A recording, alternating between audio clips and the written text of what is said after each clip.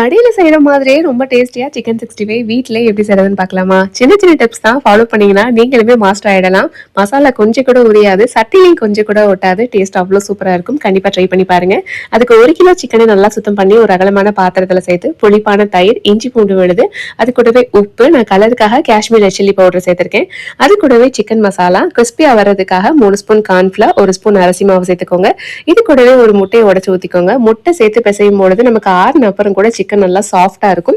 இது நல்லா டைட்டா பிசையணும். அப்பதான் சிக்கனோட மசில்லாம் லூஸ் விட்டு மசாலாலாம் உள்ள இறங்கும். இது குறைஞ்சது 1/2 மணி நேரமாவது நம்ம நல்லா மேரினேட் பண்ணி வைக்கணும். இப்போ நம்ம பொரிக்கக்கூடிய சட்டி நல்லா காஞ்சிருக்கணும். எப்படி காஞ்சிருக்கிறது நம்ம செக் பண்றதுன்னா, இந்த மாதிரி தண்ணியை விடும் போது உருண்டு ஓடணும், வேப்பரைஸ் ஆகக்கூடாது. நல்லா காஞ்சதுக்கு அப்புறம் எண்ணெயை ஊத்தி, எண்ணெயும் நல்லா காஞ்சதுக்கு அப்புறம் சிக்கனை போடுங்க. சிக்கனை போட்டுட்டு ஒரு 30 செகண்ட்ஸ் அதை அப்படியே கிளறாதீங்க. கிளறாம அப்படியே விட்டுட்டு கொஞ்ச நேரம் கழிச்சு கிளறும் பொழுது சட்டியில கொஞ்சம் கூட ஒட்டாது, மசாலாவும் உரியாது.